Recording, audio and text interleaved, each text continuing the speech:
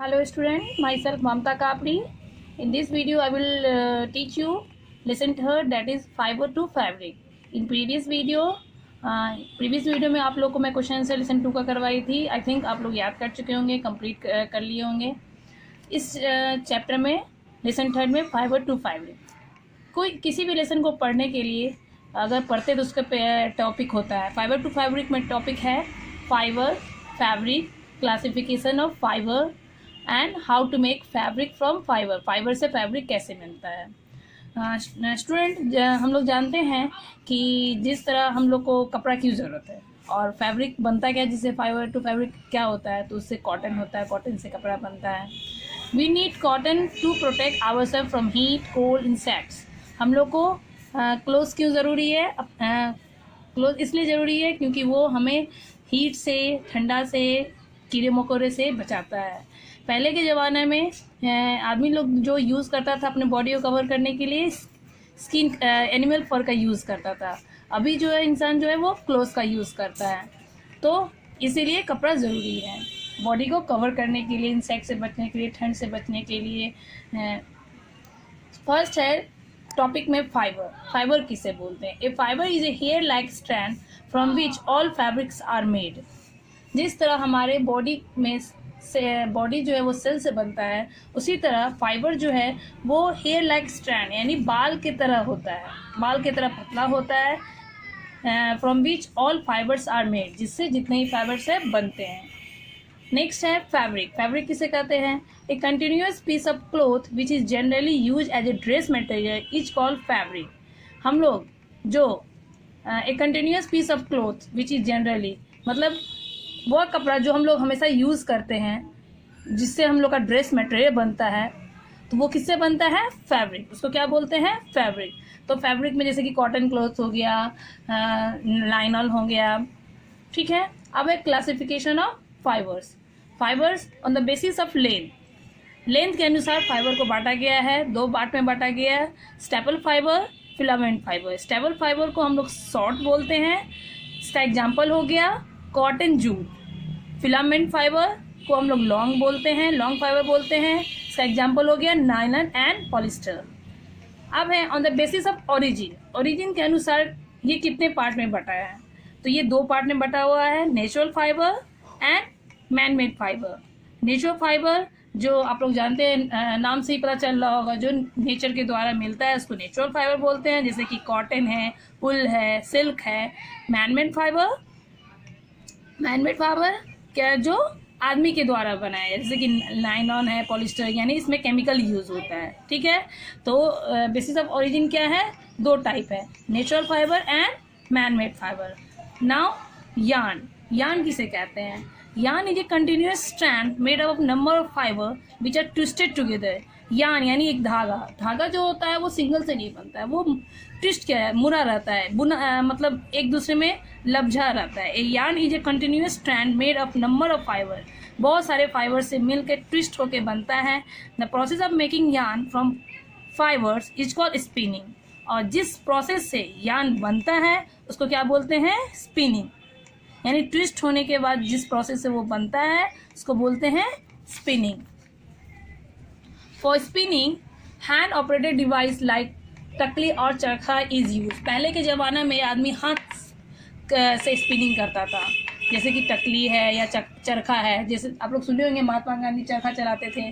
तो चरखा चलाने का मतलब क्या है? उससे क्या बनता था? यार्न यानी धागा बनता था.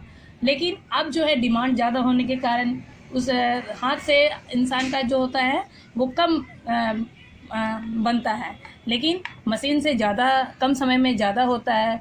हाथ से बनने में ज़्यादा वर्कर का ज़रूरत होता है, मशीन से बनने में भी वर्कर का ज़रूरत होता है, लेकिन ज़्यादा उससे प्रॉफिट होता है. तो जैसे जैसे डेवलप हुआ वैसे मशीन का यूज हुआ, उसके बाद वो मशीन से यार्न बनने लगा. ओके. तो आप लोग समझ में आया कि यार्न किसे कहते हैं? The process of making yarn from fibre. Fibre से जो जिस प्रोसेस से जो यार्न बनता है, जिस प्रोसेस से, उसको बोलते हैं spinning. Now some important plant fibre. Plant fibre के बारे में कुछ इम्पॉर्टेंट बातें हैं, जैसे कि कॉटन. कॉटन आप लोग कॉटन जानते हैं, कॉटन इसको बोला जाता है, रुई को बोला जाता है। It is obtain from cotton plant that grow in black soil and warm climate. Cotton कहाँ से मिलता है? कॉटन प्लांट से। कहाँ से मिलता है? Cotton plant. ये कहाँ उपजता है? ब्लैक सॉइल में। कहाँ?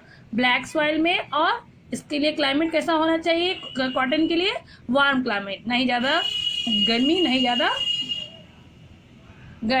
बरसात। It is obtained from cotton plant, grow in black soil and warm climate. In India, cotton is grown in Gujarat. India में कॉटन कहाँ कहाँ पाया जाता है? गुजरात में, महाराष्ट्र में, मध्य प्रदेश में, पंजाब में, हरियाणा में, कर्नाटका में, Tamil Nadu, Rajasthan and Odisha. Okay. Cotton it is obtain from cotton plant and grow in black soil. Cotton कहाँ से मिलता है? कॉटन प्लांट से मिलता है और ये कहाँ उपजता है? ब्लैक सॉइल में। और इसको उपजाने के लिए कैसा क्लाइमेट होना चाहिए? Warm climate. In India cotton is grow in Gujarat. India में कॉटन कहाँ कहाँ पाया जाता है? गुजरात में, महाराष्ट्र में, मध्य प्रदेश, पंजाब, हरियाणा, कर्नाटका, तमिलनाडु, राजस्थान एंड ओडिशा। समझ में आ गया बच्चे? अब है the cotton plant bear fruit about the size of lemon call cotton boll. Cotton plant शायद आप लोग देखे होंगे या नहीं, सब कोई देखे होंगे। कॉटन प्लांट में जो फल होता है वो किस तरह का फल होता है? एकदम देखने से एकदम लगेगा कि वो लेमन के साइज का है। ठीक है। तो cotton plant bears fruit about the size of lemon call cotton boll, जिसको हम लोग लेमन साइज का रहता है उसको क्या बोलते हैं? Cotton boll. The bolls are fill of seed, उसमें बहुत सारा बीज भरा होता है, एंड कॉटन फाइबर्स, और उसमें कॉटन फाइबर्स भी होता है और बीज भी होता है। They burst open when are ripe, वो तब फूटता है जब वो पक जाता है। जब पक जाता है तो उसका पेटल जो है वो ग्रीन, वो झड़ जाता है और वो उसमें से वो फट के निकल जाता है fibre. The cotton fibres are collected by hand from ripe cotton boll. उसके बाद कॉटन फाइबर्स को जो है वो कलेक्ट किया जाता है कॉटन बॉल्स को पकने के बाद। This process is called picking. ऐसे प्रोसेस को क्या बोले? पिकिंग। मतलब हाथ के द्वारा उसको क्या किया जाता है? कलेक्ट किया जाता है उस कॉटन फाइबर को, कॉटन बॉल को, तो इस प्रोसेस को बोले picking. Next, the cotton fibre are separated from seed by combing them. उसके बाद उसमें से कॉटन फाइबर में से बीज निकाला जाता है कॉम्बिंग प्रोसेस के द्वारा। This is known as ginning. Combing के द्वारा उस बीज को उस कॉटन बॉल में से निकाला जाता है, तो उस प्रोसेस को क्या बोलते हैं? गिनिंग। यानी बीज को अलग करना कॉटन बॉल से। Earlier ginning was done by hand. पहले जो गिनिंग जो होता था वो हाथ के द्वारा होता था, but nowadays machine are use. लेकिन अब जो है वो क्या होने लगा है? मशीन के द्वारा यूज होने लगा है।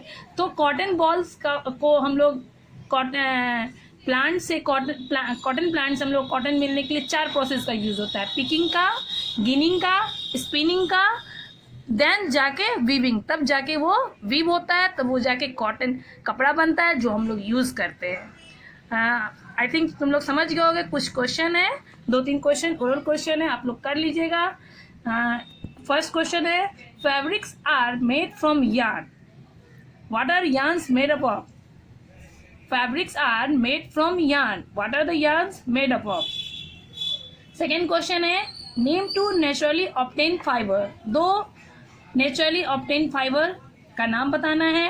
Are your denim jeans made up of natural और सिंथेटिक फाइबर? क्या तुम्हारा डेनिम जीन्स जो है वो नेचुरल से बना होता है या सिंथेटिक फाइबर से बना होता है? ठीक है। तो आज हम लोग आज के लिए इतना ही है कि कैसे हम लोग कॉटन प्लांट से कैसे हम लोग कॉटन निकलता है, उससे कैसे कपड़ा बनता है, किस प्रोसेस से, पिकिंग से, गिनिंग से, स्पिनिंग से, वीविंग से, इस प्रोसेस से। और कुछ ओरल क्वेश्चन है वो आप लोग कर लीजिएगा। That's for today.